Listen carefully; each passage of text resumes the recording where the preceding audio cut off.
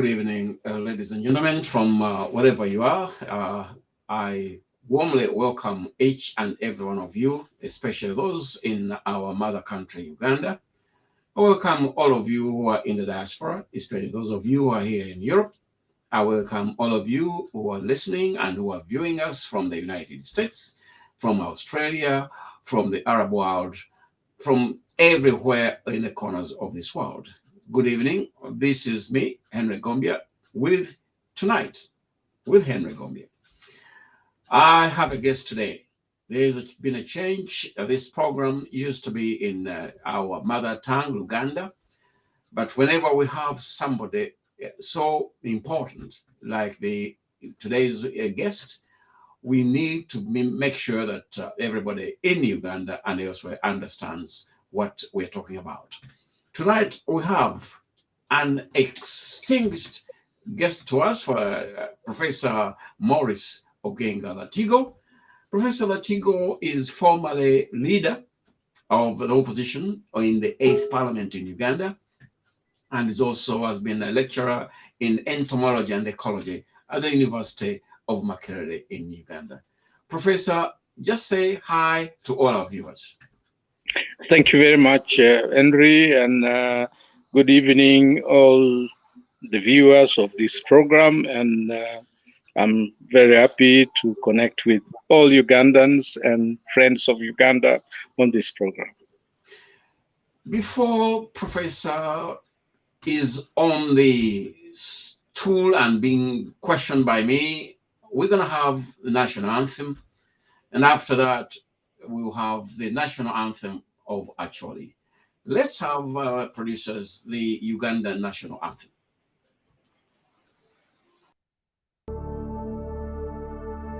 Oh, Uganda,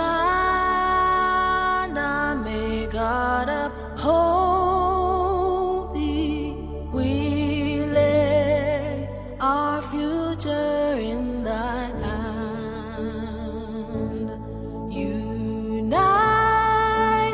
free, for liberty, together we'll always stand. Oh, Uganda,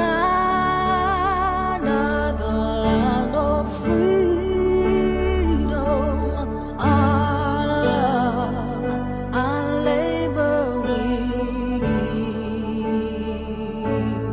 and we've neighbors all at our country's calling, peace and friendship.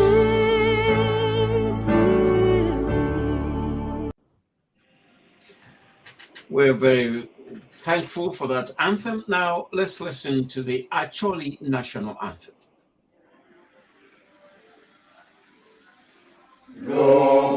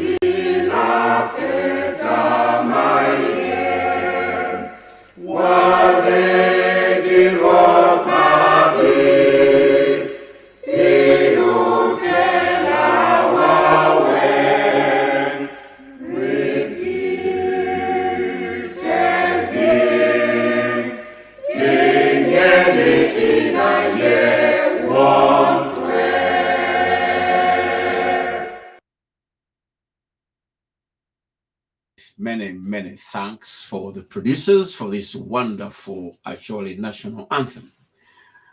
Tonight, everybody, we've already told you we have Professor Morris Ogenga Latigo in the studios, all the way from Kalongo in Agago district. Professor, once again, you're most welcome to Tonight with Henry Gombya. Thank you very much, Henry, and I'm extremely excited to be on this program tonight and to share with the Ugandans.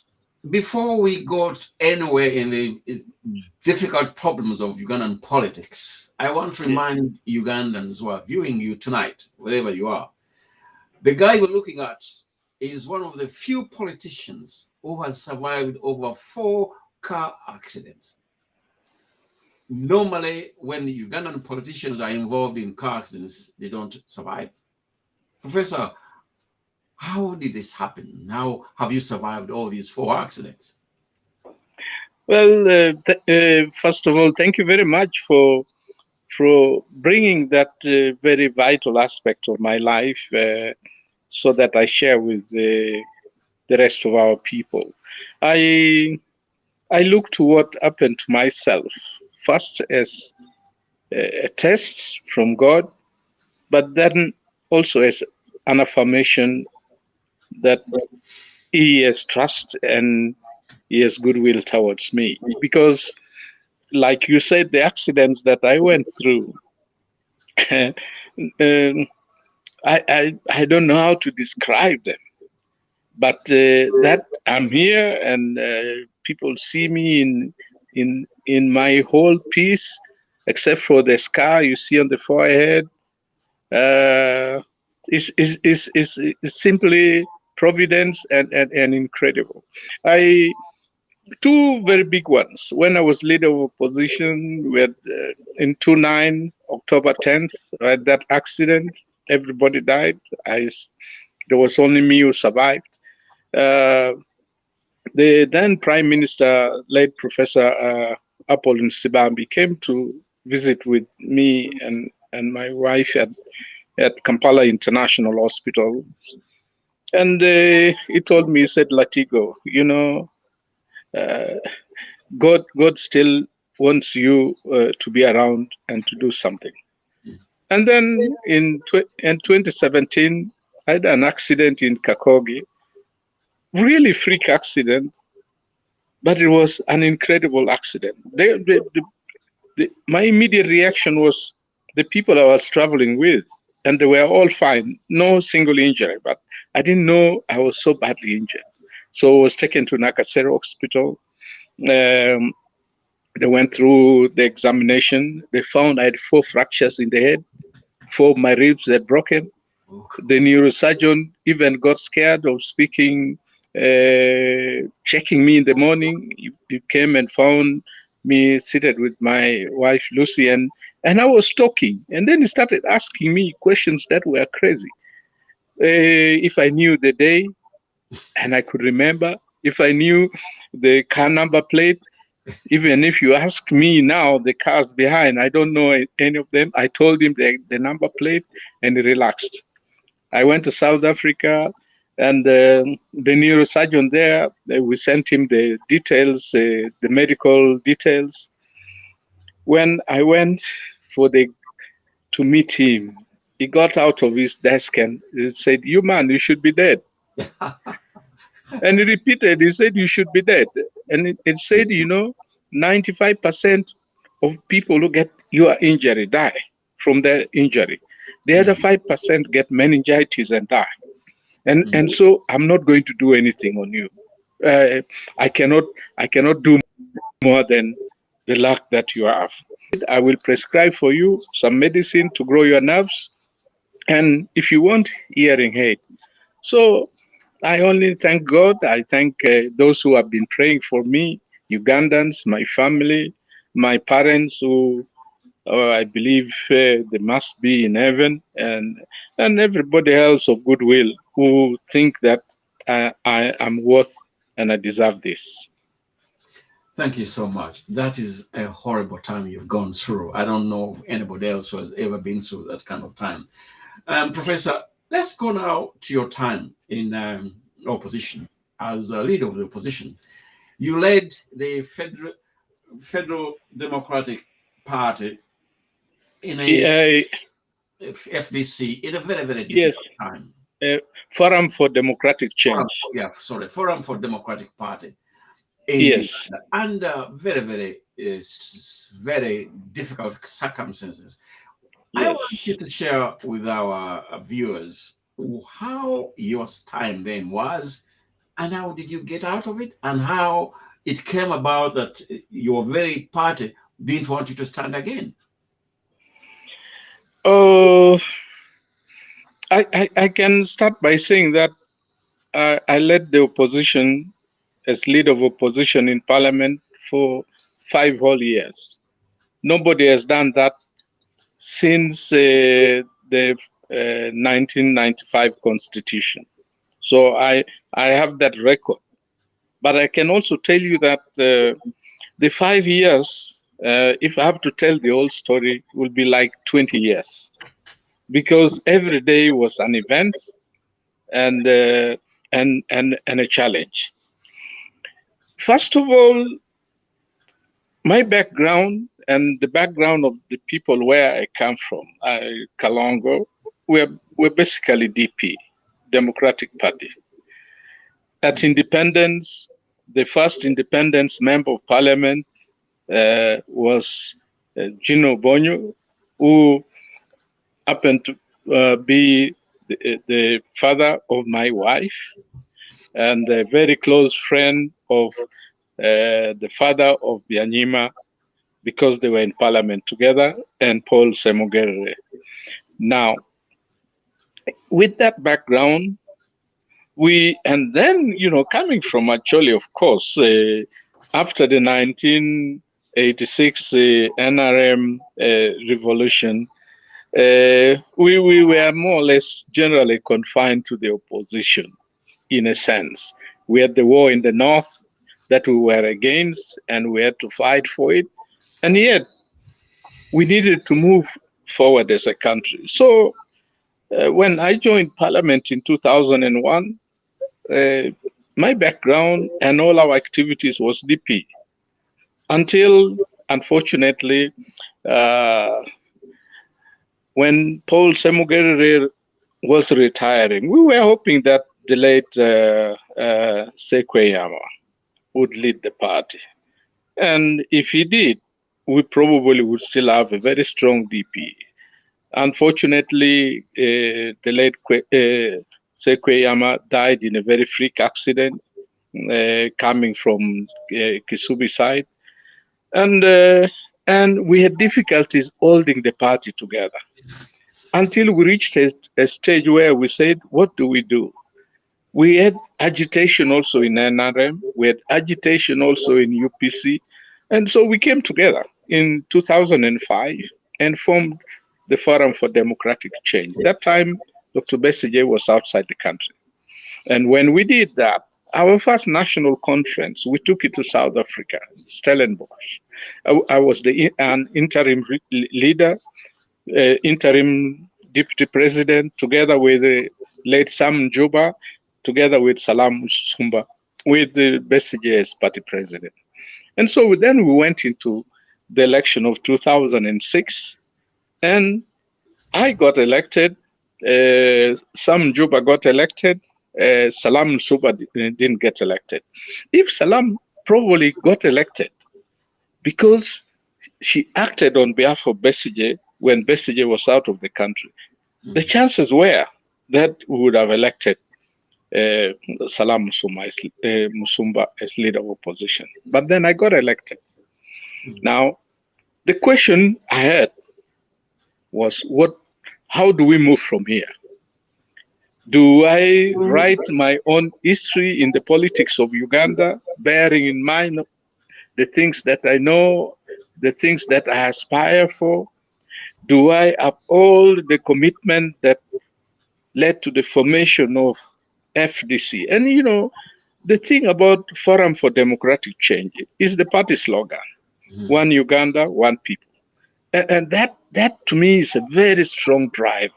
It was a very strong driver that regardless of what, we had to hold the country together and find solutions to problems that we saw. But my election was not, did not please some people very high up in the party. And from day one, I started to have fights within the party with my party leaders. And it was tough. I only didn't make noise about it. And then we had a government that had for years demonized the opposition.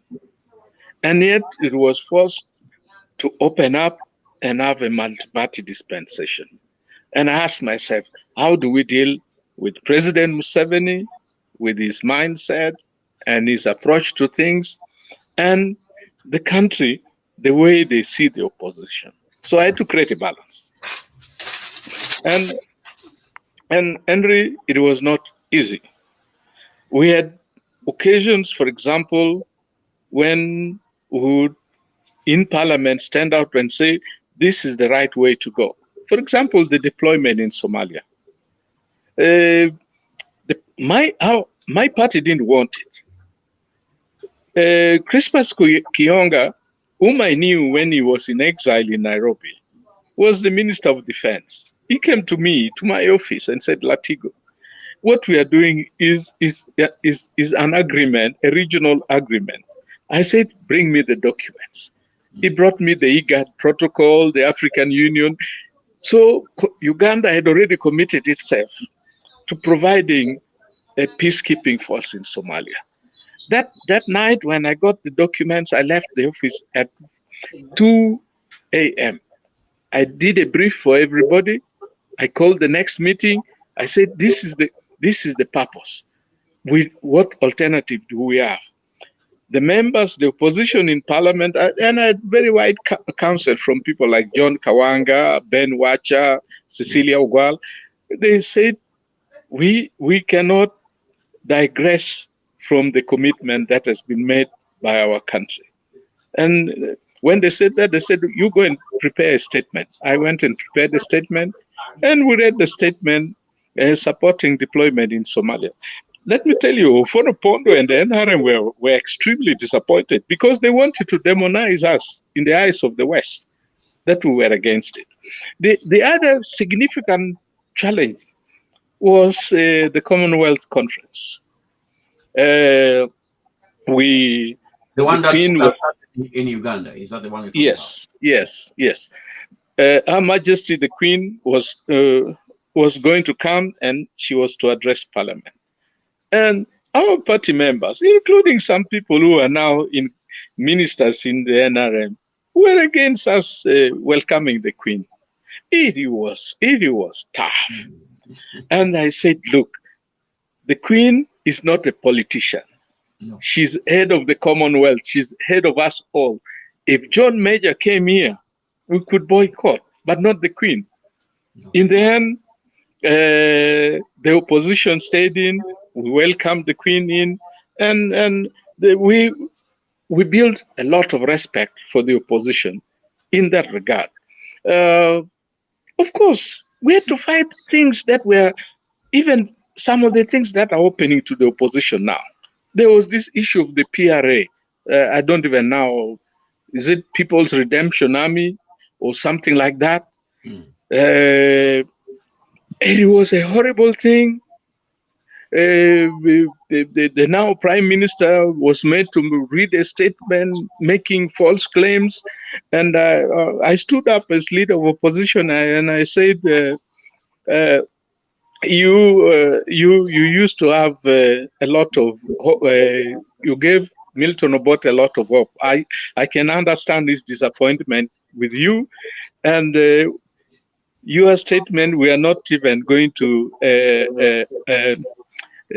grace it with a debate. And we walked out. And we walked out. We went to prisons, see the people who were taken there. We went to Human Rights Commission. We went to the judiciary. And when we were going to the judiciary, the judiciary wrote to me and said, when you are coming, don't come with the journalists. And then I wrote back and I said, I don't run the precincts of courts. Those are your responsibilities. Whether journalists come or not is your duty. And then when we went to the principal judge's office. I gave him a copy of the statement. And when he looked at the statement, it was so reasonable. He said, no, we're not going to read this statement now. Let us invite the journalists in. And they had to bring in the journalists. So it was tough. And of course, those years included the trumped up accusations against Besigye, and we had to go to court. You know, that is the challenge that we face. But I can tell you that on the other element that we were to play our role as opposition.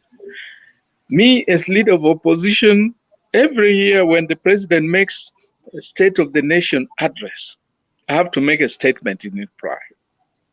I can tell you, even up to now, I was told after the first one every year, you would listen to them personally, because I would do thorough research.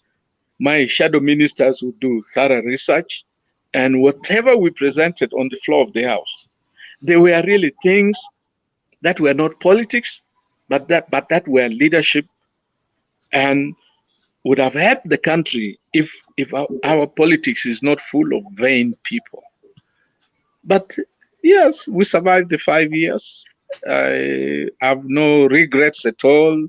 I am only grateful to everybody for the opportunity I had. And I can say this, the current opposition leader is taking an approach that to me is the right one. When somebody wants to fight, don't give him an opportunity to fight. Give him an opportunity to reflect. And that is very important. I want to take you back to that role Yes. that you have just spoken about. And I want Yes. you to compare it to what is going on today. Yes. Because you Yeah. say you and your ministers thoroughly researched the speeches Yeah. of the president. Yeah. We haven't seen that happening recently. We haven't seen a reply to the president's State of the Nation from the opposition. We actually, the opposition has been completely silent. What do you say about that? Well, you see,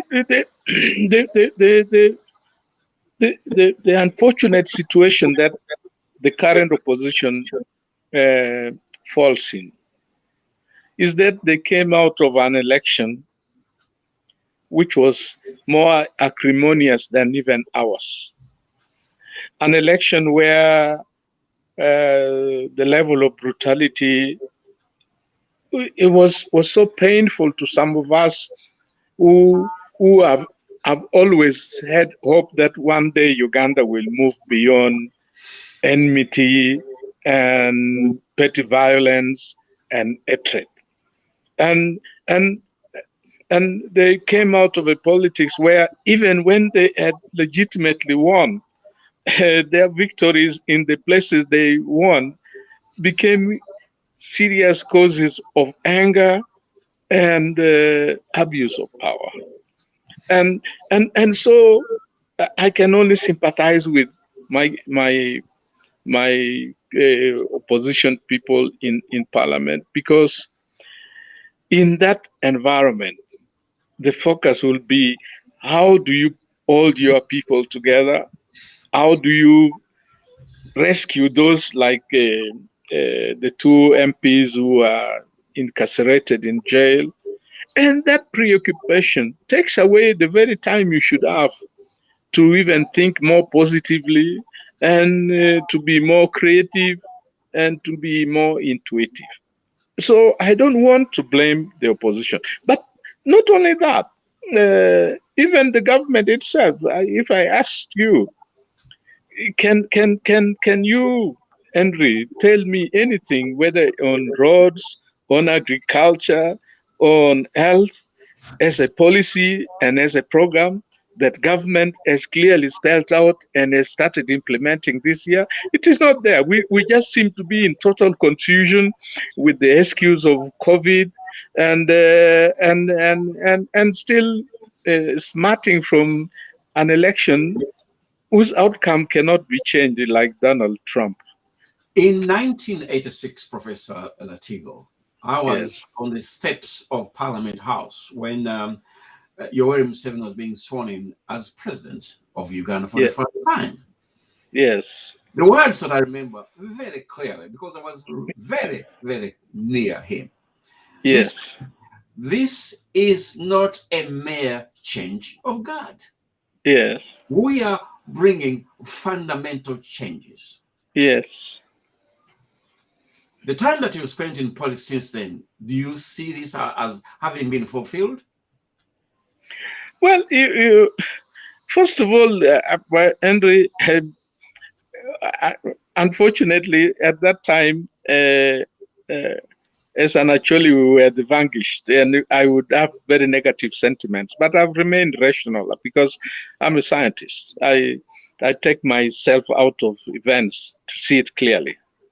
You cannot, that pronouncement was too loud for a country like ours. And time has proven that it was too loud. Because fundamental change is a process. A victory in war is literally a change of guards and a change of players. Fundamental change should have arisen from that. If the President Yoweri Museveni and his NRM had implemented to the dot and faithfully what they had as the 10-point program, fight corruption, sectarianism, and all this, then people would look and reflect on after some time, will say, this really is a fundamental change. So that declaration was an exercise in tautology. When elections are taking place, and here in the West, especially here in Europe, we see civilians being beaten up by the security forces. What, for you guys who have seen everything in politics up to now, what goes through your mind when you see the people who are supposed to protect civilians are the very people who are being used to beat up people? I remember very well when the NRM had just come in, the army used to be called our army. The people's. Our people, Yeah. our army, those are our boys. Yeah.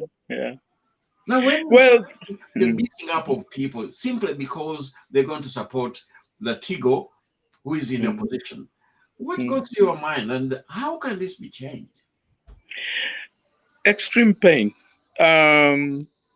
You know, this last election I participated in, and after nomination, the returning officer makes a call at night and says, come and meet me in Bweyale. Can you imagine? Bweyale from Kalongo is almost 200 kilometers. Wow, that's a level. And in total disregard of who I am, the guy just says, come and meet me.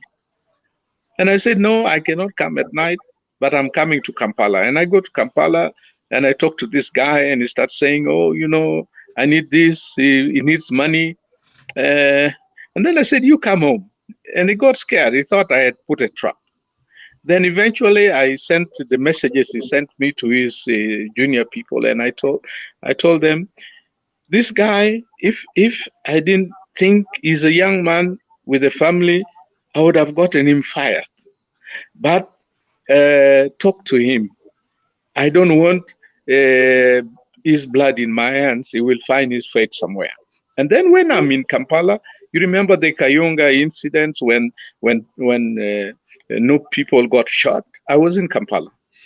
Immediately, I took my phone. I called Agustin Rosindana. I called Professor Kagonyera. I called Chapa Karuanga. I called Maria Matembe, and I said, "You people, we need to meet. This cannot go on." Augustine Rosindana came, and we met in my home. And I told him, Augustine, this is not sustainable. And for you people who come from the West, you don't seem to have learned from us the consequence of stupid politics. When the time for change comes, you will not stop it. But whether change will come to you with moderation depends on how you resist that change. The way you are resisting it, when change comes, it will be horrible. I would not have cared if I were not part of this country. I will let the roof fall on you people. But when this roof of ours falls, it will fall on all of us, and we will all be victims. Let us do something. It is painful, Henry, that so many years after independence, and I remember the elections that put Ben Kiwanuka and my father-in-law and Elijah Latim and the DP in self-government. I remember the opposition under Kiwanuka and the opposition under Obote immediate post-independence, where the conduct of politics was like the ones you see in the UK. I look back and I said, are we cursed? What are we going to do? And so, Henry, it is very painful. And by the way, leave alone what happened in the elections. Even right now, you only have to move within communities in this country, and you can see, you can feel the pain in the hearts of so many people. You can feel even raw hatred towards people who have done what they have done. And you get surprised that some people even seem to be indifferent to these sentiments, with the illusion that they are different, they are invincible. They will cause our country and our people terrible tragedy. Some years ago, I interviewed the former Speaker of the National Assembly, Rebecca Kadaga, here in London. Yes. And I asked her whether it was really true that the NRM had given itself 50 years to be in power. And he agreed to me that, yes, she attended the conference where it was agreed that NRM would be in power for 50 years. This has been in power for 35 years. Don't you think that prediction is going to come true? Well, first of all, it's not the NRM. The NRM is only a vehicle of those who imagine they will be in power for 50 years. The NRM as a party has not sat anywhere in a party conference and made that decision. And so to suggest that NRM is pursuing that goal is false. But even within parties, leaders come and leaders go. And when leaders go, changes occur. And the way changes occur depends on how you held on to power when a particular leader was the leader. And this needs to be told to Ugandans, and those in power needs to be reminded that bear in mind the reality that time will come and you will vacate whatever seat and power that you have, and that how you vacate it depends on how you used it when you were there. And until people realize that,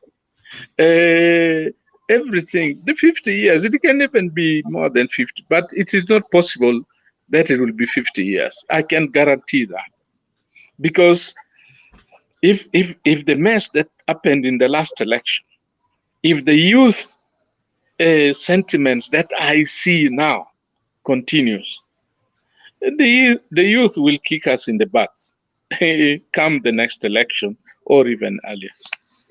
There are clear signs, Professor Latigo, that the current leader in Uganda is planning for his son to replace him. How do you see this? And do you think that the people of Uganda will let that happen? And again, another question also with that is electoral way of getting into power has been tried in Uganda, and people have tried to elect the people that they want to lead them, but it's been made so difficult for them because they're beaten up, as we've just said just a few minutes ago. Do you think that there can be peaceful change in Uganda? Uganda has never had peaceful change since independence. Do you see a time when there could actually be peaceful change where the president can leave State House and allow Professor Latigo, as leader of the opposition, to take over power? Well, first of all, if you to talk about the president, President Museveni preparing to let his son succeed him. There are very many presidents who prepared sons like that. Mobutu did, Gaddafi did. Yeah. You can name many. Yeah. And most of them, the end was very tragic. In Togo, where it happened, for example, there was a party, and the party was strong enough to make a decision. In East Africa, it has not happened. Well, we will say that after all, the rebels taking over power, we were the first. But to suggest that you will prepare a son and the son will take over, and our children who even think they are smarter than your son will just sit and watch, that will be a big joke. Because they are extremely smart Ugandans, and they are huge in numbers, who have had the patience to wait, but they will not have the patience or to tolerate anything like that. So my advice, and I've been very plain about that, even on Uganda media, my advice to President Museveni, forget that idea if it is there, because you will bring trouble to this country, but you will bring worse trouble to yourselves. And so it's not a tenable path. Now, the issue of political succession. Fortunately, in 2014, when Amama Mbabazi was being removed as Secretary General of NRM, and the delegates conference was called in Nambole, something came in my mind about political succession. I went home, I couldn't sleep. Then I went to my study and sat on the computer. And I wrote an article, Political Succession. Why can't we learn from trees? It is an article that I would urge your viewers to Google Latigo article, political succession. Why can't we learn from trees? I gave all my thought to the issue of political succession. And I illustrated it simply by types of trees and types of democracy. You know, the pine trees, they all respect that if you spread your branches, the snow will break it. So they grow straight like that. And they grow as a collective. That is Scandinavian democracy. Everybody counts and everybody benefits. And then you come to the chaos of the US. That is equatorial forest. It seems like you cannot define it. But if you go there, you'll find that everybody play by the rules. If you put too much fruits in a branch, the branch will break. The opening, another plant will grow. And you seed space. So people are all careful. If you spread your root too wide, the stem cannot grow. You will be dwarfed. Others will jump on the neck and grow from there. So that is equatorial forest. You see that in American democracy and Indian democracy. Then what we have in Africa is this flat-topped acacia tree. When we were kids, you go to herd cows and goats, and it is drizzling, you go under that tree. And during the day, you can see stars through the openings in the leaves. Now, that particular acacia tree will drop its seeds underneath, but none of the seeds will grow because it has shaded even its own seeds. Now, when that tree breaks suddenly, whether lightning strikes it or something, a big storm breaks it, the immediate plants that grow there is not another acacia tree. It will be some, early colonizers or opportunists who will rush there. They will survive for a short time, then the next. So I describe that. That is the reality. And when you have an overbearing leader, I can guarantee you, even his own will not survive the consequence of that oppression. And therefore, political succession in Africa must be understood as a biological process, as an ecological process, and there are no exceptions to nature's rules. You either play by the rules or you pay the price. Professor, before we go into a break, I want you to briefly talk about, just to remind you, I was at the Nairobi Peace Conference. Yes. And the Ugandans who were there kept going around the Kenyatta Conference Center saying, all we are asking you guys who are meeting there is to give peace a chance. Yeah. Do you see yourself, do you believe that change can be brought in Uganda through the ballot?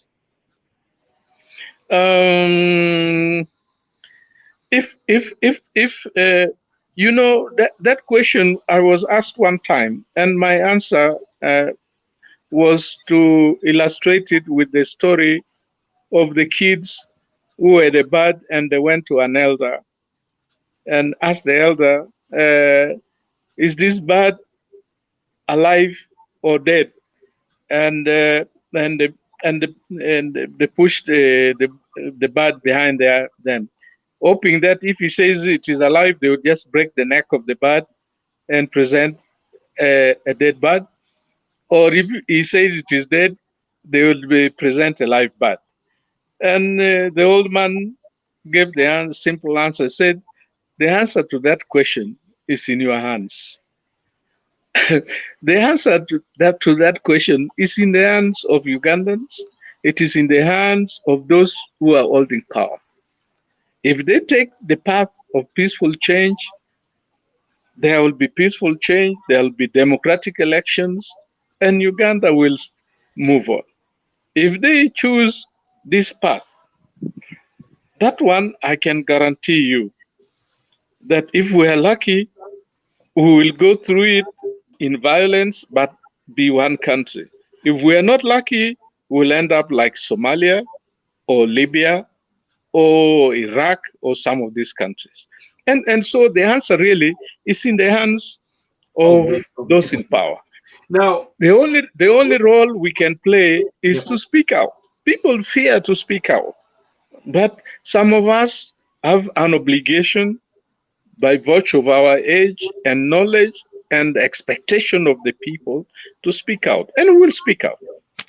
when you have somebody like General David Sejusa, who came here and spoke to me here in London and say that in 2016, Kizza Besigye had actually won, and they went behind and changed the vote. Yes. And gave it to Museveni. Now, when people know that actually the government can change whatever they've decided to elect, whoever they've decided to elect, but the government has got the power to change whatever the people who have cast the vote have said. Is there any hope in actually having elections whereby no matter who comes in, who has been selected by the voters, the government has got the power to change the result? No, you see, what motivates Ugandans is the hope that tomorrow will be better. And as long as they have that hope that tomorrow may or will be better, they will live with the excesses of those people while buying time. But when you kill hope, and you remember during Obote 1, there were very strong bitterness against Obote and UPC in Buganda. But what kept Buganda moving was economic prosperity. And people said, as long as we can take our kids to school, and tomorrow there will be a chance. But in Uganda now, when you look at things, the school systems have died, education has collapsed, social cohesion is disappearing. In the end, trust has completely faded. So what other thing will Ugandans hold as hope? So that they say, let us try this election once more.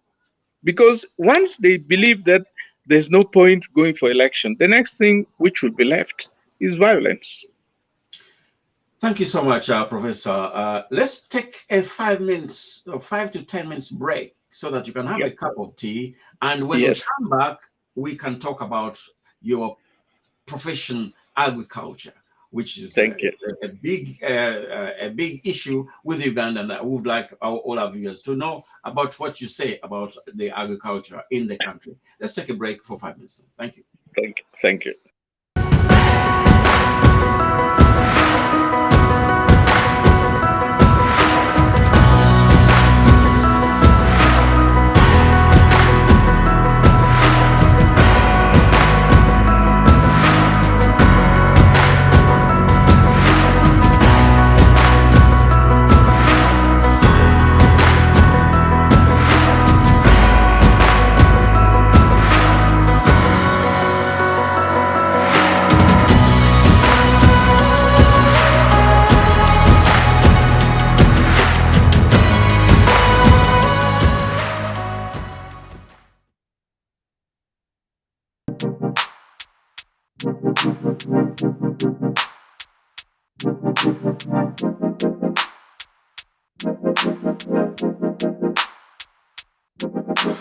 Time takes a toll on everyone, they say.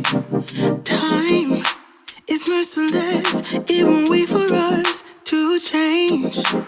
Time, I am stressing out, I can't figure out what to say. Oh, time, just give us time. Time, looking back on pictures, and I find it hard to see you and myself in places where we used.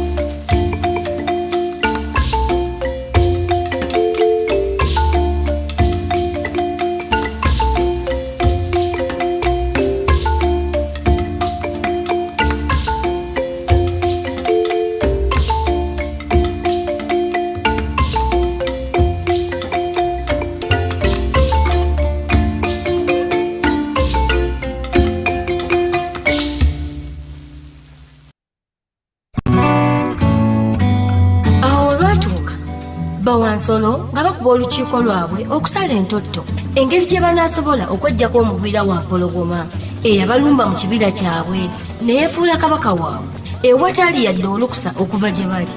Wampologoma yajjanga mununuzi okubataasa ku mmese ezaababbiranga ebinyeebwa byabwe kubanga yabagamba nti ewaabwe gyasibuka bakugu nnyo mu kutega emmese eza buli kika. Era bo ewaabwe omwana azaalibwa n'akamaso mu ngalo, era eyo yenna alemererwa bamuzaaluka mu kika kyabwe ekyaba Wampologoma. Kyokka beerabira okumubuuza emmere gy'alya n'omusala gwe yali yeetaaga. Baalabira awo nga bannaye batandika okubula ku kyalo omu ku omu. Baakizuula luvannyuma nnyo nti Wampologoma ye yali ababwebwena. Baasalawo beekumeekume wamu basala entotto engeri gye banaasobola okweggyako sirwajja okwoota okukkakkana nga buli omu afunye obuvunaanyizibwa era nga buli omu afunye n'ekitundu ky'alina okukwata basobole okumeguza Wampologoma. Era baamuwangula nga newankubadde baasooka ku muti kuba Wampologoma yali w'amaanyi nnyo ate ng'atiisa. Uganda Federal Consultative Council lwe lukiiko lwa bannayuganda abasazeewo okwegatta ewamu bateeseze eggwanga lyabwe okusobola okwenunula nga bayita mu nfuga eya federal. Naawe beegatteko. Weeyeza okusabako ku email ya ufcc@getunn.com.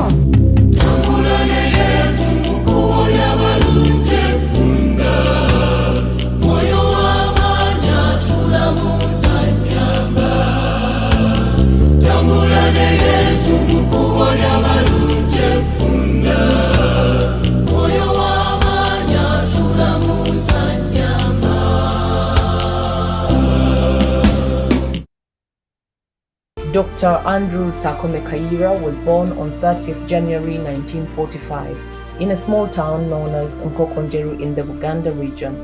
He is regarded as one of Uganda's forgotten heroes, a true nationalist whose love for his country sent him to an early grave. He was a lawyer and professor and had many accomplishments since 1971, with many of his accolades attained from his education and political experiences, both nationally and internationally. Significant is his doctoral dissertation titled Condoism in Uganda, which has awarded him an internationally recognized terminology now used in criminology. He joined several political organizations, including the Uganda Freedom Movement, UFM, which he was the leader, the Uganda National Liberation Front, UNLF, later joining the National Resistance Army, NRA, which had once been his organization's rival.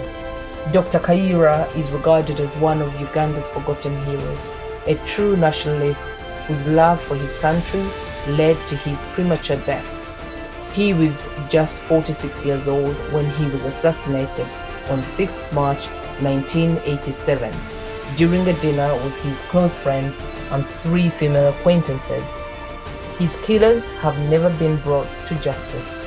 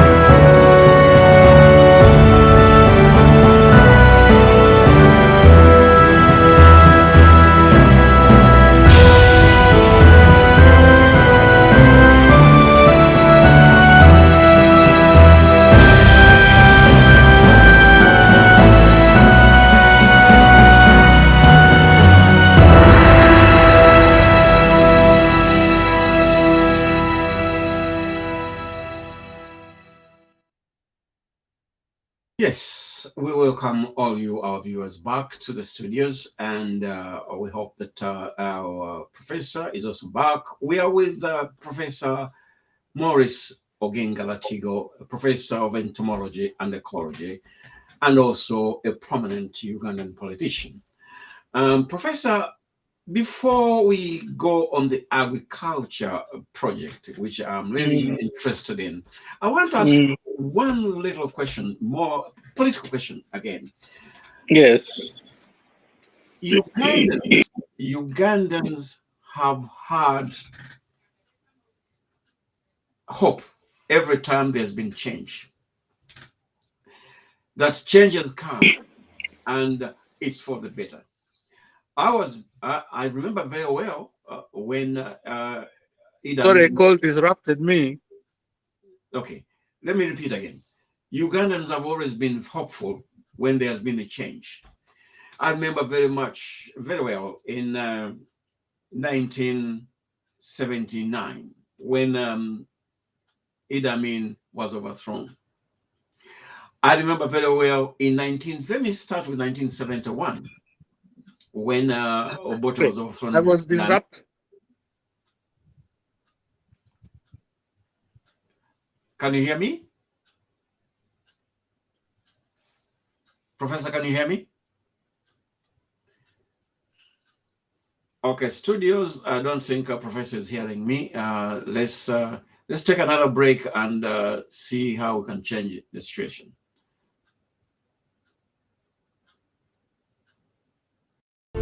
Dr. Andrew Takome Kaira was born on 30th January 1945 in a small town known as Nkokonjeru in the Uganda region.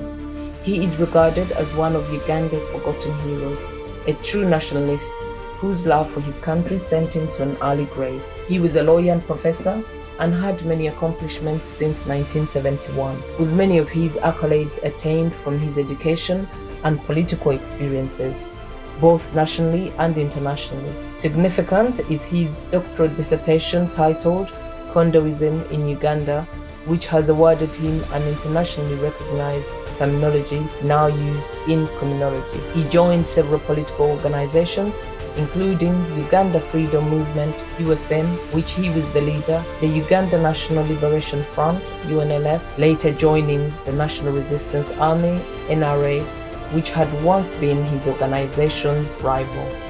Dr. Kaira is regarded as one of Uganda's forgotten heroes, a true nationalist whose love for his country led to his premature death. He was just 46 years old when he was assassinated on 6th March 1987 during a dinner with his close friends and 3 female acquaintances. His killers have never been brought to justice.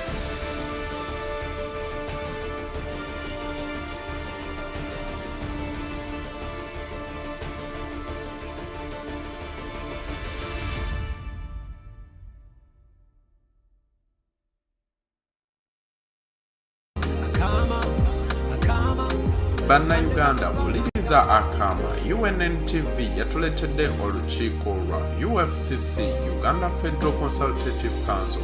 Tutwaleyo ebirowoozo byaffe tubikubaganyeeko tumanye n'ebirungi ebiri mu bukulembeze obwa federo.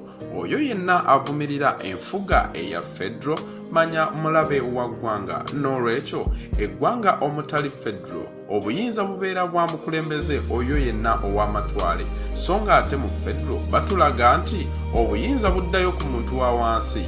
Kati nno weeyune UFCC nga ogenda mu email account yo owereze obubaka obw'okwenyigira mu lukuŋŋaana luno ku ufcc@unn.com. Welcome again, our viewers, to our program tonight with Henry Gombya, hosting the distinguished academic Professor Morris Ogenga Latigo in our studios, all the way from Kagalo in northern Uganda. Professor, can you hear me now?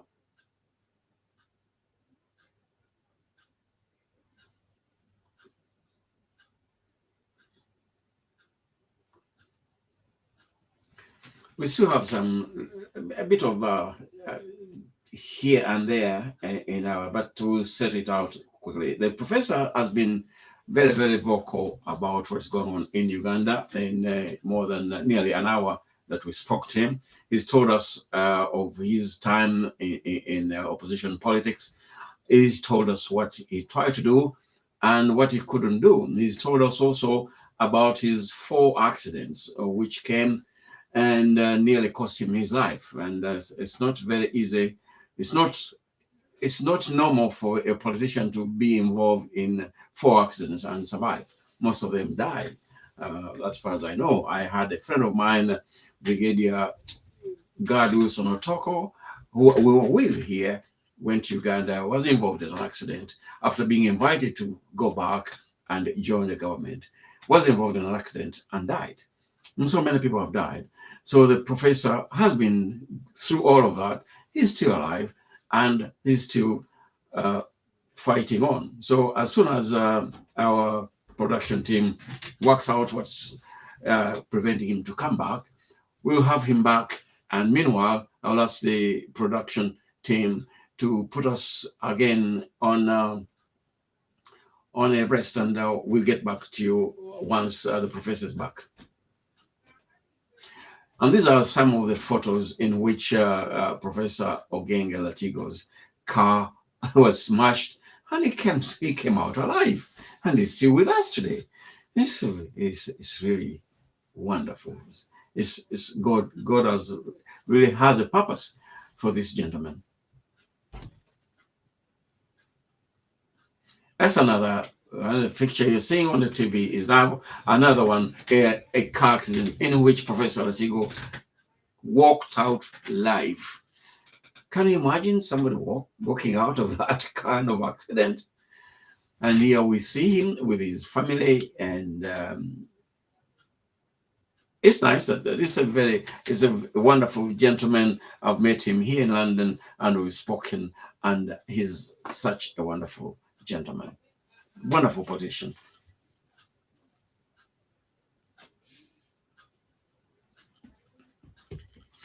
We are still waiting for the studios to get back Professor Latigo, and so that we can continue with our interview tonight. My guest tonight is the Professor of Entomology and Ecology, Professor Morris Ogenga Latigo. Professor, are you back?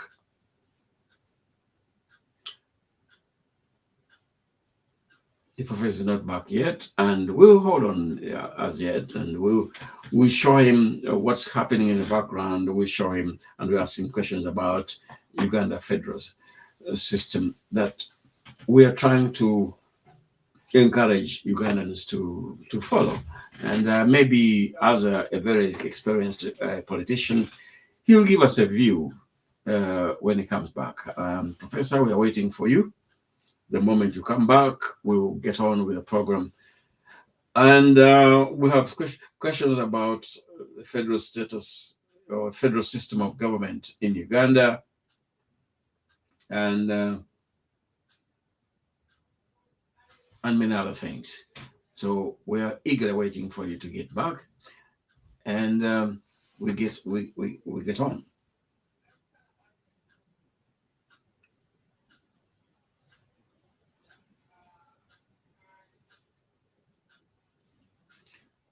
The production team, we haven't. Can you try and get Professor back online, please?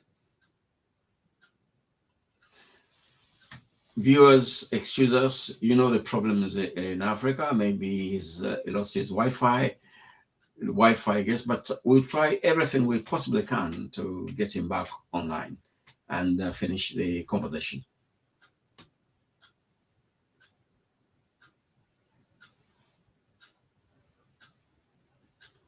We will be asking Professor Latigo, that is nearly 40 years.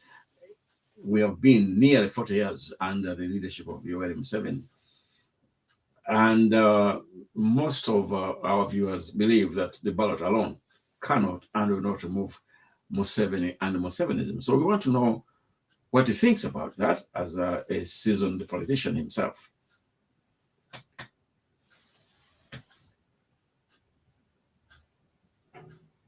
We're also going to show him the federal state map that we have drawn that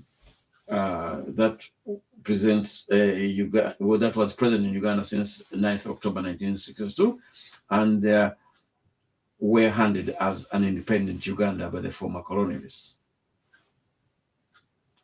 So there's still a lot of questions that we hope that once the professor has established his Wi-Fi and is back online with us, and we got on. Please don't give up. We are still here. We're waiting for the production team to get hold of him.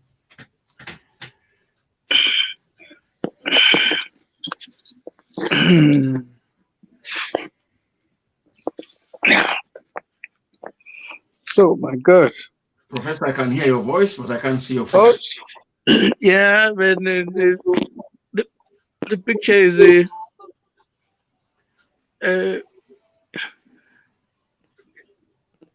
picture is not coming out in full. Let me ask the studio to help you. Studio, can you please help the professor out with that picture, please?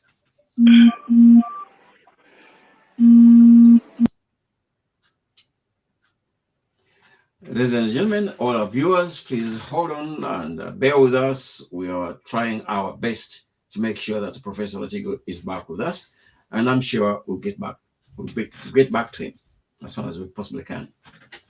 So I can ask the studio, the producers, play some songs. We take another break until we're sure that the professor.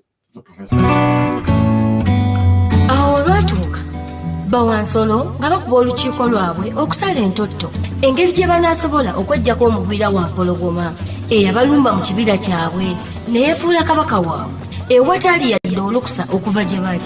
Wampologoma yajjanga mununuzi okubataasa ku mmese ezaababbiranga ebinyeebwa byabwe, kubanga yabagamba nti ewaabwe gy'asibuka bakugu nnyo mu kutega emmese eza buli kika. Era bo ewaabwe omwana azaalibwa n'akamaso mu ngalo, era eyo yenna alemererwa bamuzaaluka mu kika kyabwe ekyaba Wampologoma. Kyokka beerabira okumubuuza emmere gy'alya n'omusala gwe yali yeetaaga. Baalabira awo nga bannaye batandika okubula ku kyalo omu ku omu. Baakizuula luvannyuma nnyo nti Wampologoma ye yali ababwebwena. Baasalawo beekumeekume wamu basale entotto engeri gye banaasobola okweggyako sirwajja okwoota, okukkakkana nga buli omu afunye obuvunaanyizibwa era nga buli omu afunye n'ekitundu ky'alina okukwata basobole okumegguza Wampologoma. Era baamuwangula nga newankubadde baasooka kumutya, kuba Wampologoma yali w'amaanyi nnyo ate ng'atiisa. Uganda Federal Consultative Council lwe lukiiko lwa bannayuganda abasazeewo okwegatta ewamu bateeseze eggwanga lyabwe okusobola okwenunula nga bayita mu nfuga eya federal. Naawe beegatteko. Weeyeza okusabako ku email ya ufcc@getunn.com.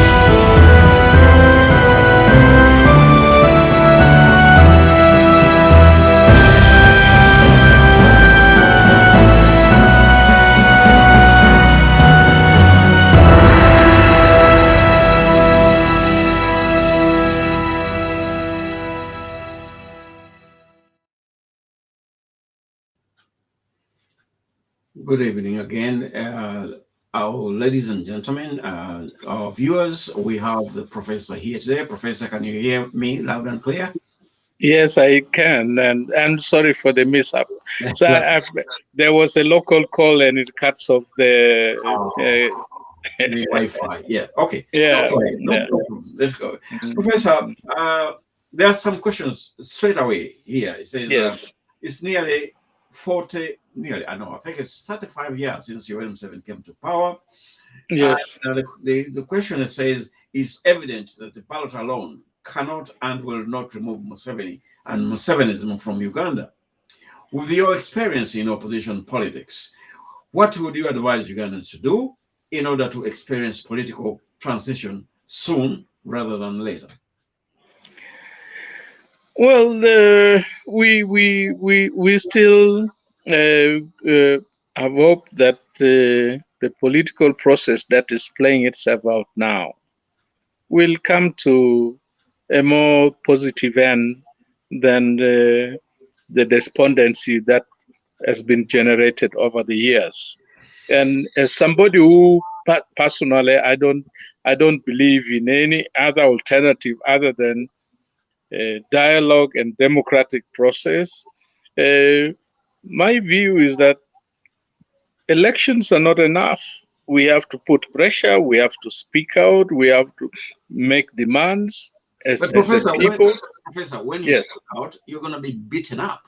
That's what we've been saying. Everyone who speaks out is beaten up and thrown onto police trucks. I know. I know because the shortcut to this would be to pick up arms. But where Uganda is reached, the choice is when you pick up these arms, are you fighting to have in the hand a Uganda that we know as one country? Are you fighting a secessionist thing like what happened in Yugoslavia? Those decisions and those times will come. But until they come, personally, I believe that there's still opportunity to point out the dangers ahead of all of us, including those who think they are very powerful. There's still opportunity to tell them that even when power changes, it is far better than if power changes through violence, through a revolution. And hopefully within the next 4 years that remains in this tenure, we can then see what happens. If nothing happens, we would have crossed the bridge. And once you have crossed the bridge, you must answer the question. Professor, I'm going to show you a map of 15 federal regions in Uganda, which is on the screen now. Yes. And these are 15 federal regions that were Yes. present by October 1962.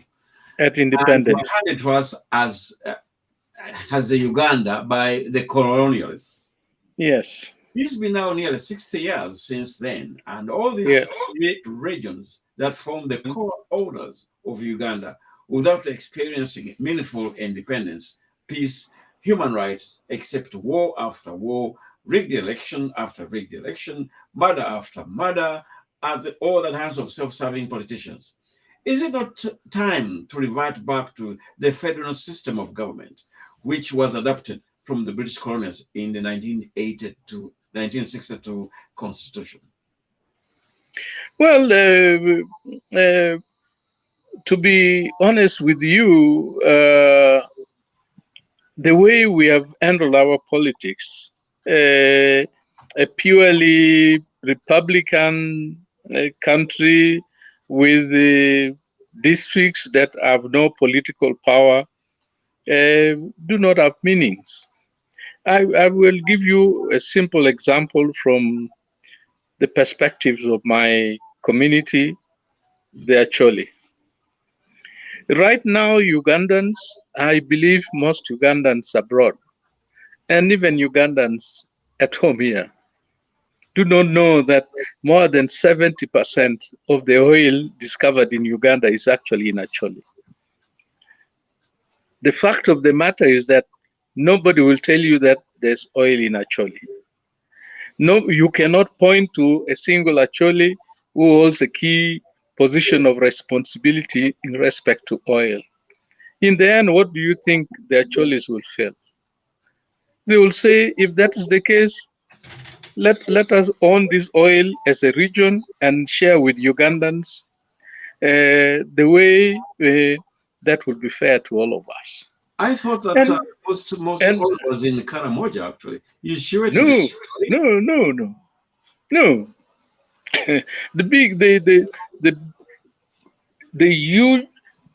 The oil in Acholi, for example, in an oil field like Liech, which is elephant, they drill only 400 meters and struck oil. You don't get any shallow depth like that anywhere except there. But what is there? The pipeline cannot pass through Acholi. We don't have a single processing facility. We don't have anything. All that will happen is that we have pump heads that will pull out oil from the soil. You cannot keep that away from Acholis for so long. And they will not keep watching. They will react. I know as a fact that more than 50% of Uganda's economy is in Kampala, which is in Buganda. You cannot keep Buganda away from the table of political decision in this country in the name of calling them opposition. You will have to deal with them. In the end, the Buganda will say, if like one time we did say, me and Norbert Mao, separately after the elections of 2006, where somebody went and said, "Oh, it is only in actually where he said some disparaging things." And me and Norbert Mao went on radio, and we told, I was on a program on KFM, Norbert Mao was on another radio. And we said exactly the same words. We said we are not dying to be Ugandans. We reach a stage where we no longer die to be Ugandans. You rather die to be a Muganda, you rather die to be an Acholi, you rather die to be a Muchiga or something. Yeah. When we reach that stage, we don't have a country. But the onus is on those who hold power to recognize that that sentiment is there and it is a reality, and that equity must be seen, and that fairness must be seen, and that dialogue must be the only means to resolve matters, not force. The South Africans with the whites, even after apartheid, sat down and talked. Well, what would be so difficult?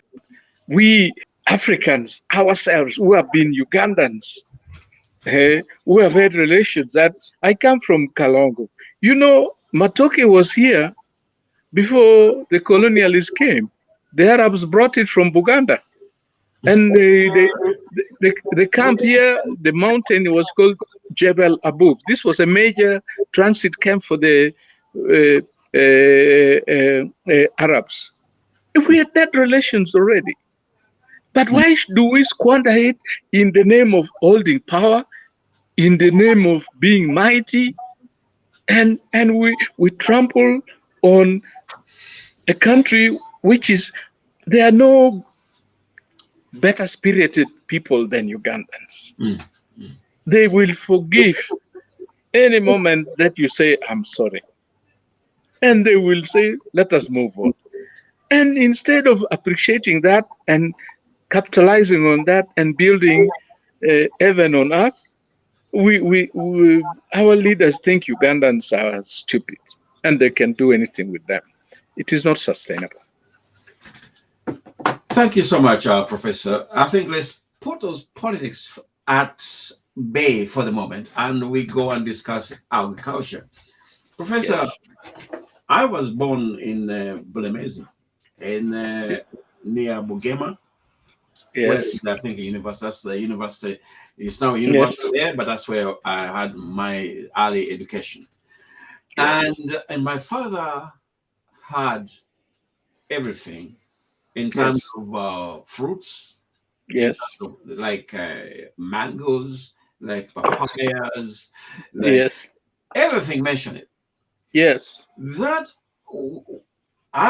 since I left Uganda 34 years ago.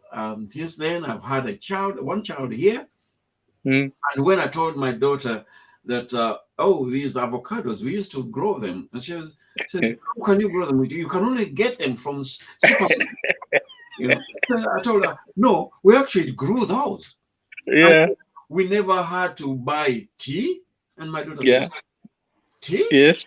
Yes. We don't buy tea. Yeah, Be. we never bought tea. We never bought coffee because Yeah. we grew it and we made Yeah. it. My father had a Yeah. small machine that could Yeah. grind Yeah. the coffee beans and the tea. Yeah. Yeah. Now, Uganda is endowed with such a wonderful state of the soil is so good. Where are we standing today? The producers now showing you have planted a rice farm. Mm. It's not usual for rice to grow in Uganda, but we can see, all viewers can see that you have your farm there. It's a Yes. rice farm. Yeah. And it looks so good. Yeah. Where is Uganda standing today in terms of agriculture? We saw a very big letter you wrote to Yoweri Museveni. By the way, did you reply to that letter? No. No. Well, he made a statement that reflected some sentiments about the letter, but he didn't reply. What you see in the background is Professor Latigo's rice farm, which is And that is Kalongo Mountain in the background. And that's you see the man, that's so beautiful. And I'm made to understand that the rice farm is on about 200 acres, is it? Yes. Great. Yes. Now, tell us, what's the situation in the agriculture today? Because Uganda is an agricultural country. Where do we stand today? Oh, I don't know whether you want to use the description. Where do we stand? I mean, we're deep. We're flat in the mud. We are not standing in agriculture. You're not standing anywhere at all. No, we are not standing, and it is sad. You talked about your father and Bulemezi. I Yes. will talk about our place here, Acholi, and if people here, Yeah. for example, in Gulu, Wilson Lutara had the best red pole herd in the whole of East Africa. Wow. Adimola, the groundnut combined. This was 1960s. What happened? So you sometimes people in our generation, just to avoid suffering too much pain, you don't even want to discuss the subject. But what alternative do we have? We now are virtually reaching a situation where we have to depend on food imports. Now, how do you import when you don't have a port? And when the oil economy comes, like it happened in Nigeria, it will completely wipe out agriculture. And I can assure you, it will be the whites, it will be Kenyans, it will be Zimbabweans who understand agriculture, who will come and farm our beautiful land, take advantage of our beautiful climate, and feed us as if we are, I don't know what. And then you go to the Middle East and you find these Arab countries have used their oil money to produce agricultural produce in the desert. Here we have everything. So it is extremely painful. And the unfortunate thing is that collective change of our agriculture must be driven by a country. You know, but for all these political faults, I did a study when I was writing the Uganda Human Development Report for UNDP in 1997, 98. I looked at the background to the budget and the budget speech from 1960 to 1997.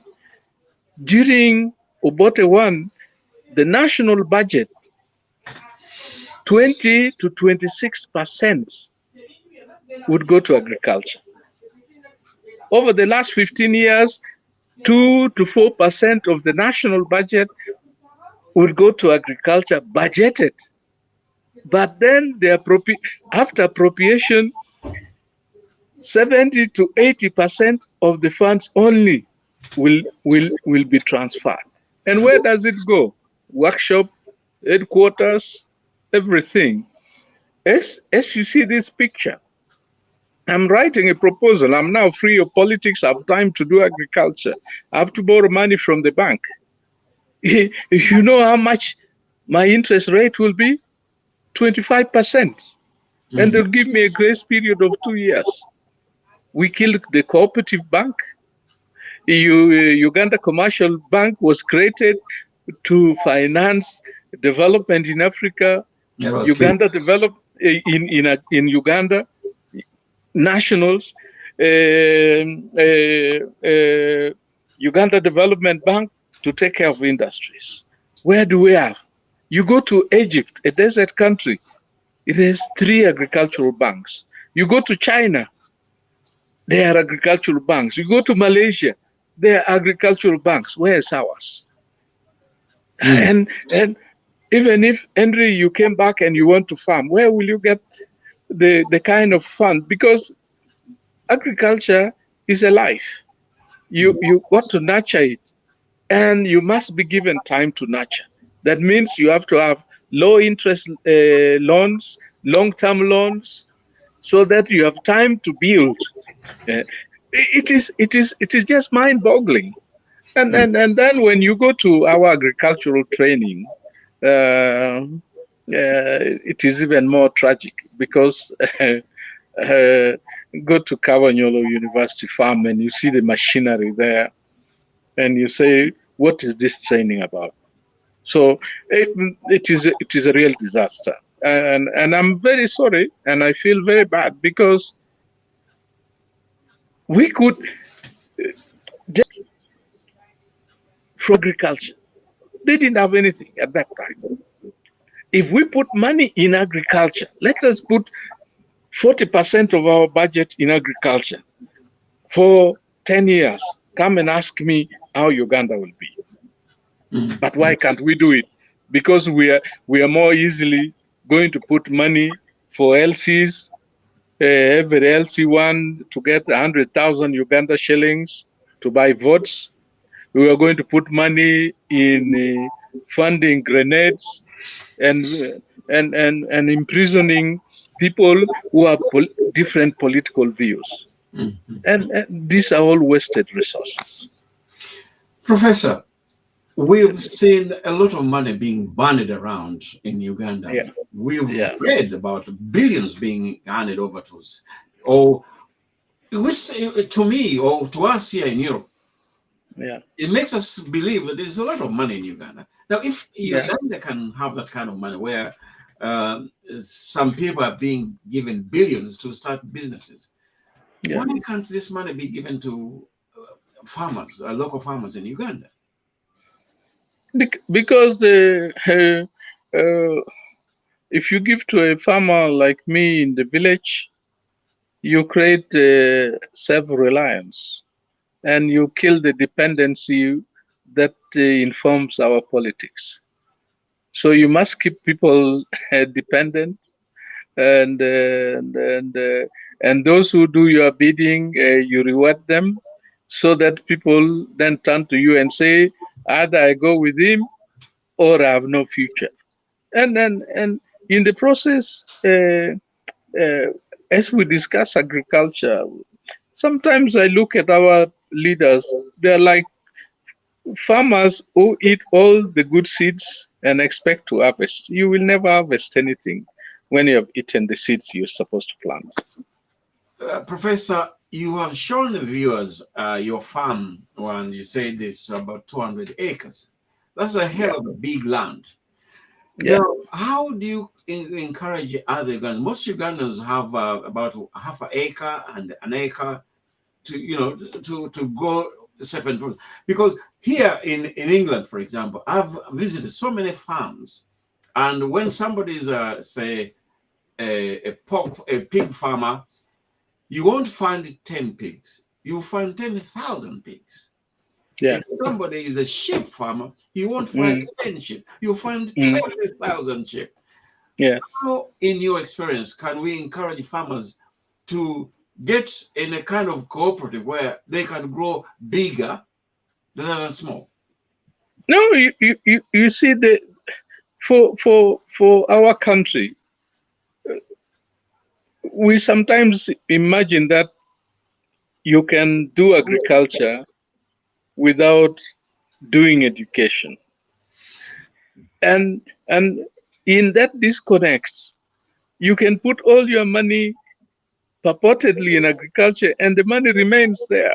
That money that you put in agriculture is supposed to enable Latigo to educate his son, and he becomes a computer expert, and he starts an IT company, and he will not need to depend on land. And Malaysia did that through FELDA, Federal Land Development Authority.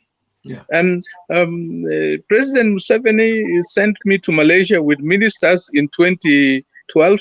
I came and gave him a report. How Malaysians, after independence, they said the Chinese and the Indians are in businesses. The indigenous Malays are in the forest. If we leave them like this, we are going to create chaos. And they said, what do we do? So they went, took up land on state authority, gave Malays money to start production, rubber, and which are there are two crops that were very vital to them. And I can tell you now, when I went to Malaysia in 2012, the indigenous Malays no longer worked on the farm. Their children no longer occupied the farms. They brought labor from Indonesia. And the household income of an indigenous Malay farmer went to $4,000 a month. And then the Malays said, no, as much as we are progressing, we must have 1/3 of our food locally produced. So the Malaysian government would come and pay landowners. And at that time, it was $2,000 a month per acre. And then they gave the land to big producers. So, because with machinery, you don't need everybody to be on the farm. And if the big farms produce enough food, you don't need to farm. And because those farming, scientific and commercial farming are very efficient, food prices come down, and somebody who is employed even in a small job spends only a small proportion of his or her money on feeding. A lot of the money is then saved and invested, and then the country transforms. So agriculture is more than about food. It is everything if we really understood it. And that is why a serious country, a serious government would put all its money and make sure that the money put in agriculture, when put, works to transform agriculture, because you will be transforming the country and its people. Thank you so much, Professor. I've got a viewer here who is asking you to say hi to the people of Polo. Hey, we Polo, yes, and also yes, the nurses of Kagoma. Yes. So just that's a request to you that please say. Oh, thank you. I Say will. hi to the people of Polo and also the nurses of Kagame where you are. Yes. We're going to take a 5-minute break. And when we come back, the professor is going to answer our viewers' questions. Let's take a 5-minute break. Professor will have a tea break. And in 5 minutes, we get back and he will answer all your questions. Thank you. Yep.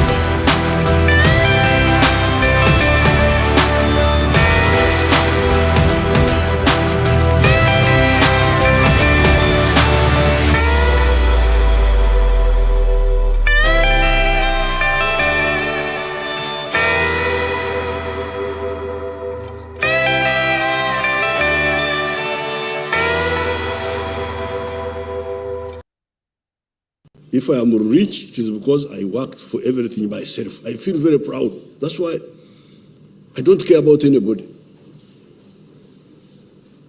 Sinagoneguya kubanga tewaliwo eyali anyambyeko nze ng'omuntu. I don't believe that.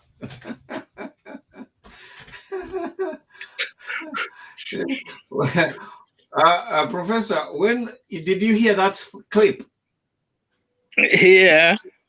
When Yoweri Museveni says nobody has ever helped him as a person, yet he went to Luwero to fight the Obote government.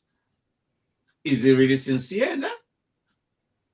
Well, the question I would ask you, what is he angry about? Because that is just an expression of anger and some frustration.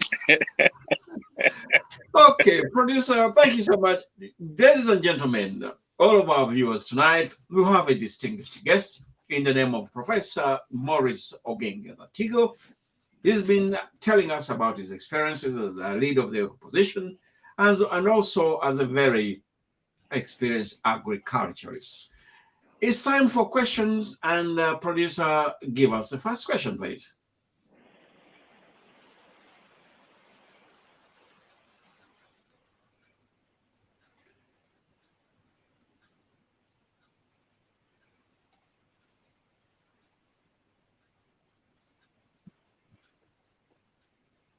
Producer, let me read some of the as we wait for the producer to get the questions in a sequence, we'll get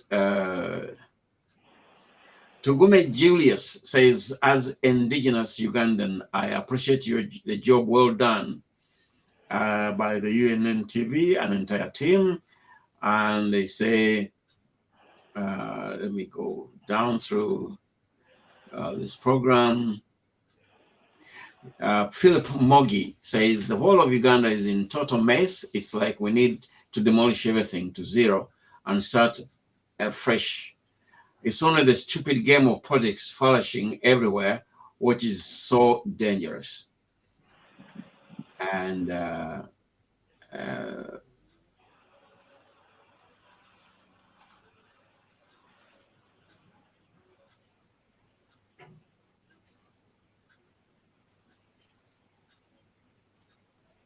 Professor, be patient with us. We get the questions going. Even read the bad ones when we hear. No. Some of them got. You cannot trust viewers in everything, because some of them just are unreadable. V says, what pains me is we speak, but the people we talk to are like dead bodies. Maybe we get hammers and pump sense into their heads.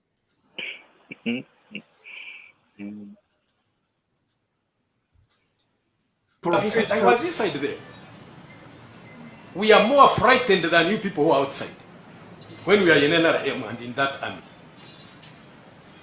I spent 5 years in that army. I could never eat in a hotel. I could never attend a function and take a soda because I feared poison. MPs don't eat in their canteen. No. People don't drink water, even when they go to these big men's functions. Everybody carries his small water in his jacket. This is the country we are living in. Ask your ministers when they are called for state, for cabinet meeting. And you come and you tell us everything is okay. It is okay. It is okay. When a member of the high command, when we are going to meet everybody, packs a chapati in the pocket. Sumbusa. It means there is a serious problem in the country. It means there is a serious problem, which we need to resolve. But people do not understand that. They think if the people, we who are inside the army, inside cabinet, inside the parliament, cannot trust each other. You cannot serve meat and I take it. Forget about other things. Then how can you build a country now? Professor, can you hear me? Yes, I can. I've got a message here from somebody whose name is Nga. That's the name. Professor Latigo, Apoyo Bino, Oteko Mape Anan, Yot Komi Obed Maber, Aman, Leb Achel Peromo Apoyo. I don't know. I have no idea what that means. You can he or she welcomed me and praying for my health and said, I love you. Oh, great. Great. Okay, producer, let's have some questions, please. Do you have any questions there? Or should I still go through the list of comments here?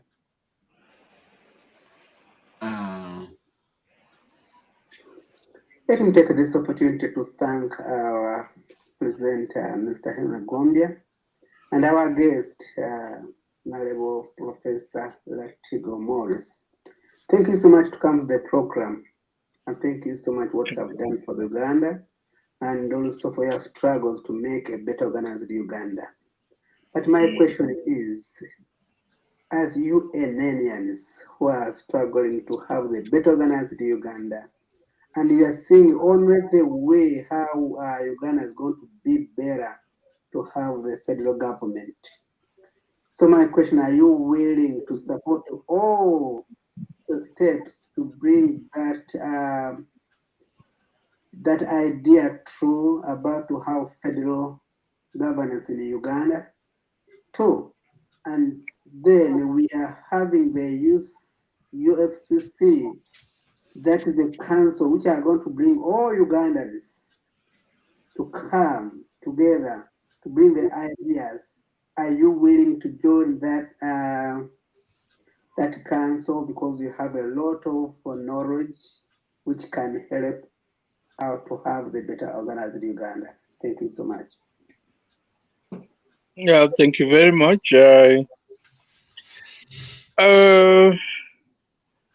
You know, when the constitutional amendments were being debated, Buganda asked for federal. We supported that position. What was granted to Acholi, for example, that we were deemed to have cooperated. Acholi, Lango, Bunyoro were deemed. But I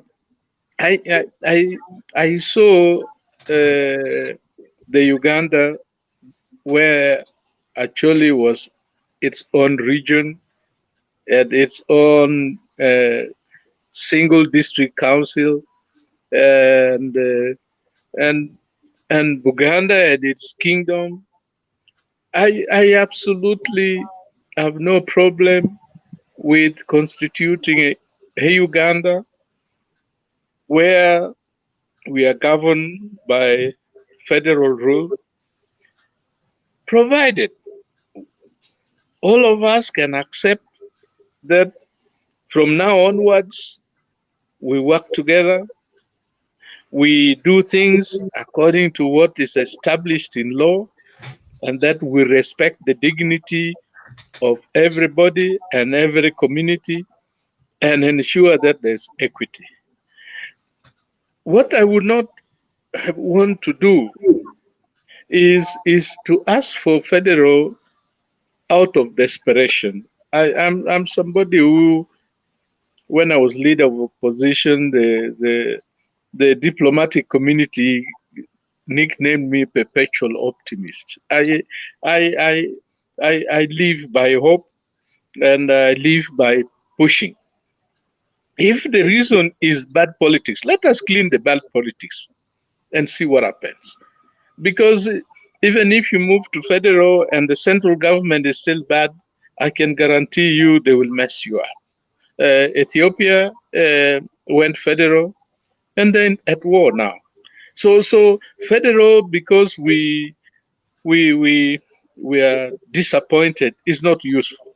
Federal, because it will add to what can possibly be in the governance of this country, is the federal I want. If it will add, let us add it, because then it allows us. It's like trying to go to the moon. If unless your rockets have the right power, you will not reach the moon. So let's aim for the moon. And if federal is another booster rocket to take us there, let's have it. Thank you very much, Professor. Can we have another question, please?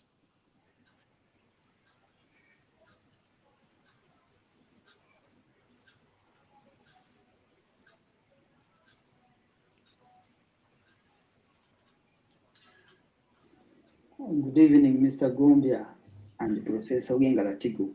I'm Stefan. My question goes to Professor.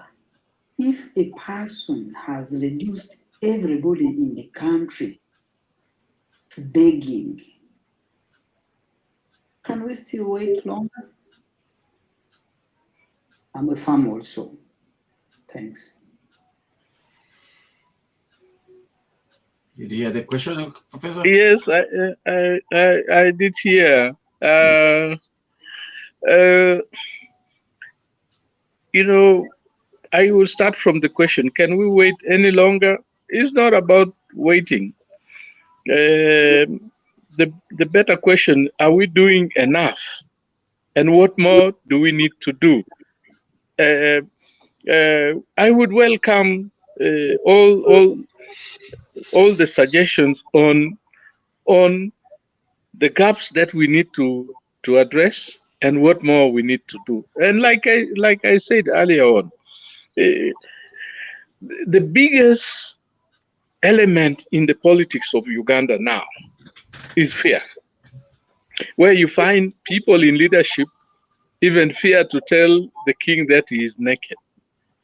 If the guys with the king cannot tell the king that he's naked, let the ordinary person say, I would rather be a martyr, but tell the truth and say, Mr. King, you are naked. And we really have to do that. As a country, I'm sure that a collective voice, and Uganda, by the way, the Ugandans at home, Ugandans in the diaspora, that collective voice, if we spoke with one voice, I'm sure that there will be huge change. And secondly, if anybody doubts about having hope, let that person reflect on the demographics of our country. The generation of the Latigos and the Gombias are diminishing. Even if we don't die, the youth are just overtaking us. And so ours is an exercise in futility to imagine that we can hold on and we remain the same. Numerically, we will be swamped out of this mess and the youth will take over. Some of us insist because we want to be with the youth to tell them this is a pitfall, don't enter it. We entered and we broke our legs. That is very important. And that is why political transition must have a mix of leadership. But if it doesn't happen, that you create that opportunity, then the youth will just take over and whether they mess or they do what, that will be the consequence of our own failure to recognize that this must be a process that we must go through.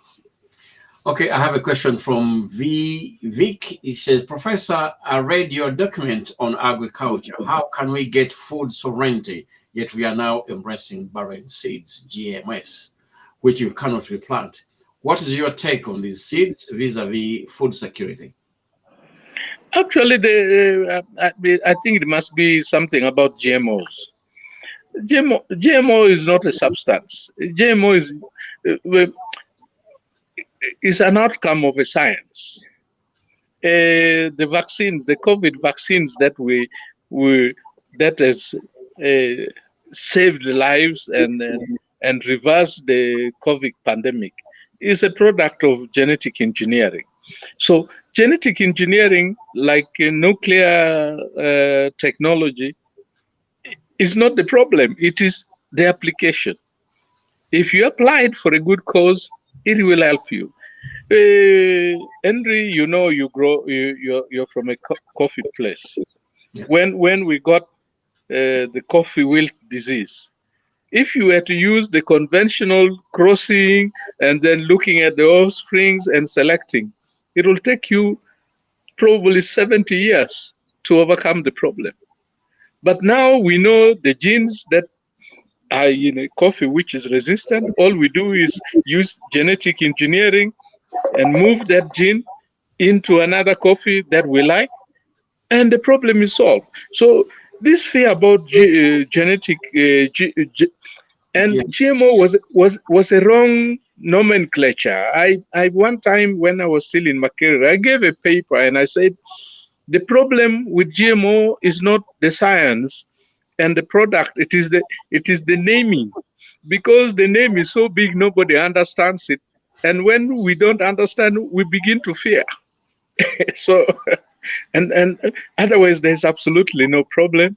The countries that are resisting, like France, is because of the fight over dominance. Americans jumped in it first.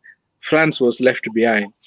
In the UK, I see the dilly-dallying. I don't understand UK politics, but UK is a small-old agriculture. They're not big scale like Brazil or Argentina or the US. They would definitely go for genetically engineered varieties that give a farmer a profitable yield. A question from Maweje Kato. He wants to find out what you think about Dr. Besige's red card. Yes, Mr. Gombya. Thank you for hosting our honorable.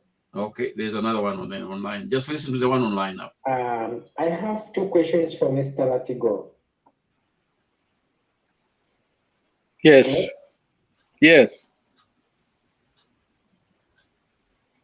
Mr. Latigo, you several times said all our politicians being bribed off by His Excellency Yoweri Kaguta Museveni. Be what? You confess to that you've seen it before, though you are not among the trap. My question, what can we do about these politicians as we prove that they are under all politics, hence diminishing the people who cannot reach on that round table? And my second question, that as UFCC, or the idea of UNN where you are sitting now, it has come up with the idea of uniting Ugandans. You, the elder, if you come up and join us and you boost this effort, isn't it a good idea to motivate some other aged men like you to come up and talk? Because in Uganda we say that eriso ly'omukulu awaddugala weewalaba. And personally, I continue to welcome you several times to come and teach, like Mr. Gombya, like Muzei Nabuli, and even others who fear. They will see you as a torch that we are moving, because information is power. Thank you. This is Aten Omunyoro. Well, thank you very much. The first part about what I'm supposed to have said about President Museveni, I probably didn't say it. I don't like that. I don't like that approach to things because they are diversionary. I would rather talk about my role that my good brother is appealing to me to offer my participation. Let me tell you, there are many people probably that Henry Gombya contacted to appear on this program who are in Uganda, and they would say no. I'm committed. I'm too busy. I know that's true. The fact that I can be on this television and speak my mind, and you can, if you were watching me closely, you'll see that nothing that I said is about stroking any ego. I speak my mind. If I go on UBC television, I speak my mind. That is the path I've chosen. Because I've had very difficult experiences in political groupings where people then begin to jostle for recognition and positions. I'm not interested in that. I'm interested in what contributions can I make. I don't have to be a member. If you invite me, I will come and give a speech, and very honest speech, and without fear or favor. So that is the approach that I take. I don't, and so don't worry about me not being part of your groupings. I actually don't even know too much about it. The recent grouping that Dr. Besige and his group formed, Michael Mabike and a colleague came to my home to ask me to participate. The only problem was they came on Tuesday and the launch was on Thursday. Somebody like me, I cannot go and accept a position in an organization that took time to form without my knowledge, and I'm only being invited to participate at the launch. That is not the character of Latigo, and it would never happen to me. It looks like we have in studio producer D. D, do you have a question for the professor?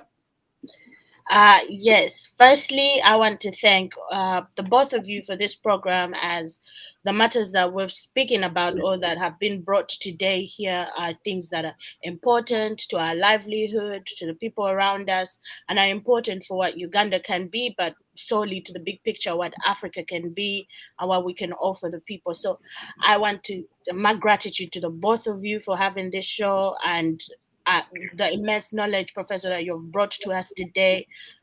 We're blessed to be living in this time and this era and to have these modes of communication, to have a back and forth. So before I ask, I'm definitely humbled. So I had a few questions, and I think my first question is going to be to you, Professor. How do we depoliticize agriculture but to the path of food security? Because agriculture development has become so politicized, more towards within, of course, the machinery of money making, profit making, and having private institutions take over. But how does, it's two questions in one. That's the first one. What is the actual process of depoliticizing? I think I have an answer of my own, but I would like to hear what yours would be, because you've spent a lot of time in the field. And I think my second question is, of course, the most important one, the question of land. What is happening with land today and how people have been disposed from their land in this regime for the last 30 years, either through war or not only through war, either through like fallacy contracts that people lose their land. But while we speak on the question of the land offers two things of livelihood. We have the economic, the resources that are in the ground is number one, but also agriculture that can be done on top. You did mention what happened with Nigeria and oil. How do we sustain an economy when change does come? Because it will come. How does an economy remain sustainable while benefiting from, of course, the resources that are inside the land and agriculture as well, but also without environmental degradation and destruction, which will later affect agriculture? I think those are the two questions that I'd have for you today. Thank you very much. These are really questions from a professional, if I must say. Both of your questions are very closely linked. I've done quite a bit on land in Uganda. You can read a number of articles that I've written.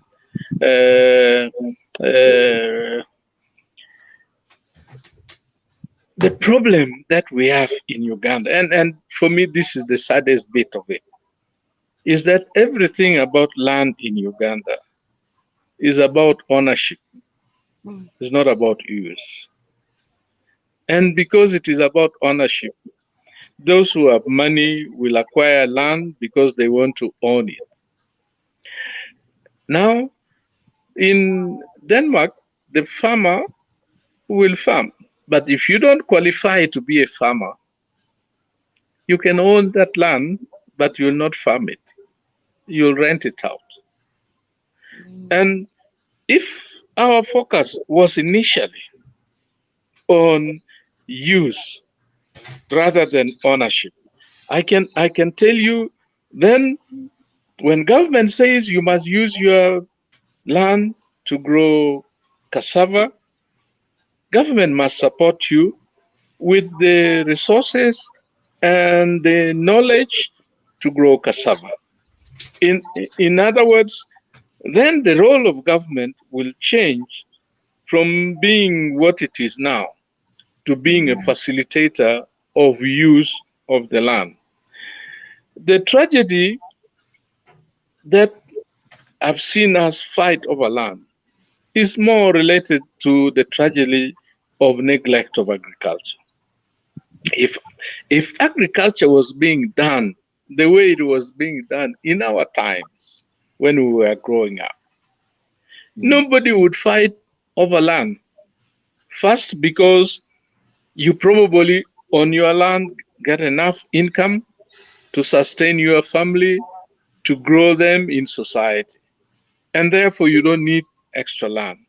And secondly, like happened in Uganda, a lot of the guys who came and acquired land, that acquisition was natural. It was consequential to the fact that the people suddenly got huge sums of money from corruption and from being in power, and the best they could do is then go and jump on land. Oh my God, my battery is going off in 30 seconds. Oh, so sorry about that. Okay. Yeah. Just briefly, I don't know whether 30 seconds is enough. You said that there's license to farm. Would you like Uganda to introduce licenses for farmers? No, let them just talk about your right to land. But then I think that says it all. The professor's battery is gone out. Professor, we thank you so much for being with us tonight. It's been such an interesting conversation with Professor of Ecology and Ecology, Professor Morris Ogenga Latigo. Now our next meeting, that is next weekend, we have my colleague and friend, Milton Alimadi, who is going to be speaking to us from New York in the United States. And I hope everybody stays up to listen to Milton, who is the son of the former Prime Minister of Uganda, Otema Alimadi. So until next week, I have to say good night and see you next weekend. Thank you so much for listening.